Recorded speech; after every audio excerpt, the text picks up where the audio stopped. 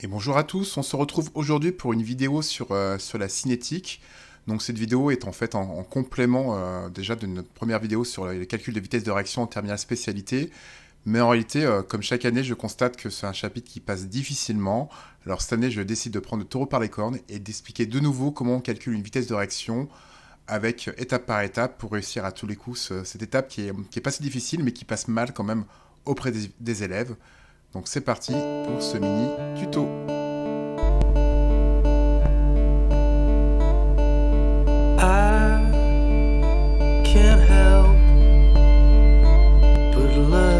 Donc sur quoi se base cette vidéo? Donc elle se base sur le numéro 32, page 103 du livre scolaire en terminale spécialité. C'est le livre qu'on utilise dans notre établissement. Donc on a la réaction 2N2O donne 2N2 plus O2.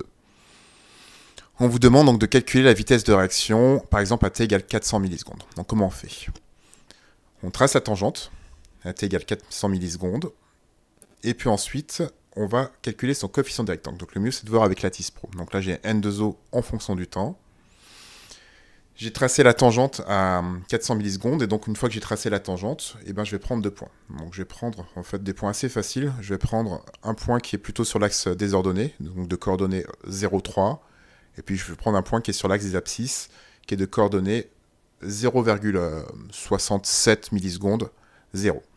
Une fois que j'ai ces 2 points, on va revenir sur le fichier Word, je vais calculer les coefficients directeurs. Donc je le calcule, donc pour calculer un coefficient directeur, c'est YB moins YA divisé par XB moins XA, avec les 2 points que j'ai nommés. Et là, je fais une petite dédicace à certains élèves, c'est pas X sur Y, c'est bien Y sur X. Et je vais trouver une valeur qui est négative, pour l'instant. Une fois que vous avez calculé les coefficients directeurs, je répète, le calcul de vitesse de réaction n'est pas terminé. D'accord? Je répète, le calcul de vitesse de réaction n'est pas terminé. Il va falloir un petit peu le travailler. Donc comment on le travaille? Ici, on s'aperçoit qu'on suit la vitesse de réaction de disparition de l'entité N2O et qu'elle a un 2 en coefficient stoichiométrique. Donc en fait, il faut savoir que la vitesse volumique de réaction est égale, on peut également dériver la concentration, mais il faut mettre un moins si c'est un réactif et diviser par le coefficient stoichiométrique, en l'occurrence 2. Concrètement, cette formule-là, qu'est-ce qu'elle veut dire? Ça veut dire que je prends le coefficient directeur de la tangente que j'ai calculé précédemment et je le multiplie par moins 1,5. Alors le moins, c'est logique, il ne faut pas qu'on ait une vitesse négative, ça n'existe pas. Et donc là, on divise par 2 et je trouve donc cette valeur-là. Autre chose, un coefficient directeur, ça a des unités. Ici, c'est l'unité, vu que je divise des concentrations par un temps, ça fait des moles par litre par seconde. C'est l'unité d'une vitesse volumique de réaction en chimie. Pourquoi on fait ça? Là, j'ai fait la démonstration. Donc là, faites attention, la démonstration, elle est dure, elle est costaud. Vous faites uniquement ça si vraiment vous maîtrisez. Donc là, ça part de la ligne de l'état intermédiaire, qui est la plus importante finalement en cinétique. Donc 5, c'était la quantité de matière initiale qu'on avait pour cette entité-là, N2O, moins 2x, moins 2x, parce qu'il y a un 2 devant lui, c'est un réactif. Ensuite, on divise par V. Pourquoi pas? Ça va. Une fois qu'on divise par V, on se rappelle que C est égal à N sur V. Et là, ça reste inchangé. Et alors là, c'est l'étape, waouh, c'est l'étape où je perds tout le monde. En fait, vous allez dériver ça. Alors, il faut bien comprendre que la concentration, c'est pas une valeur, c'est une variable, c'est une fonction. X également, c'est pareil, c'est une fonction, d'accord? C'est pas X l'abscisse que vous avez l'habitude en maths, ok? Donc je dérive. Donc c'est un peu comme je faisais F et j'ai F'. Donc là, je dérive par rapport au temps.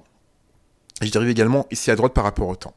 Donc en fait, X va devenir dx sur dt. Ça, c'est sa dérivée. Le 2 reste, tout va bien, le V aussi reste. Ce qui se passe ensuite, c'est que le 5 sur V, il a carrément disparu. Il a carrément disparu parce que c'est une constante. Et quand on dérive en constante, une constante en maths, ça devient 0. En physique, c'est pareil.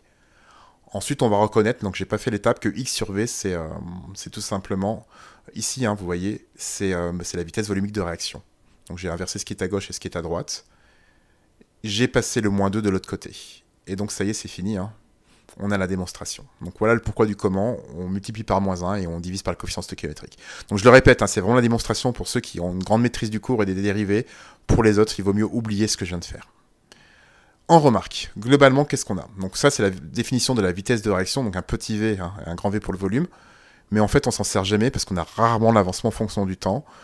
Donc là, je vous ai remis l'équation à côté. Donc si j'ai l'évolution de N2 en fonction du temps, il faudra que je multiplie par moins 1,5 le coefficient directeur. Si j'ai N2 en fonction du temps, il faut que je multiplie par 1,5, donc je divise par 2 parce que 2 c'est le coefficient stoichiométrique. Et si par miracle j'avais dit oxygène en fonction du temps, j'aurais rien à faire puisque c'est un produit et j'ai un 1 devant. Je vais remonter tout en haut pour être bien clair, pour rappeler ce qu'il faut faire, les 3 étapes. Donc, pour calculer un coefficient directeur. Étape numéro 1, je trace la tangente. Étape numéro 2, je calcule ce coefficient directeur. Étape numéro 3, je transforme un petit peu ce coefficient directeur en fonction de si c'est un réactif ou un produit et en fonction du coefficient stoichiométrique. Si vous avez compris ça, vraiment, bravo à vous. Vous avez fait une étape difficile en termes de spécialité. Dernière question qu'on retrouve dans les exercices, c'est pour voir si c'est un ordre 1. Donc si c'est un ordre 1, voilà ce qu'il faut faire. Donc regardez, hein, moi je ne me suis pas cassé la tête sur la TIS Pro, j'ai dérivé. Et ensuite, hein, cette dérivée, je vais multiplier par moins 1,5, donc par moins 0,5. Donc ça y est, moi j'ai la vitesse de réaction.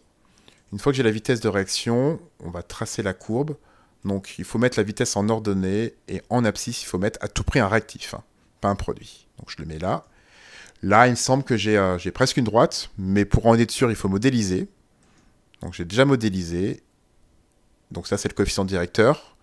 Et surtout, la petite chose qui vous fera plaisir, c'est le coefficient de corrélation. En exercice, il est toujours bien. Il est compris entre 0,99 et 1, ce qui valide le fait que la courbe V, en fonction de la concentration d'un réactif, est une droite qui passe par l'origine. Donc c'est bien une réaction d'ordre 1.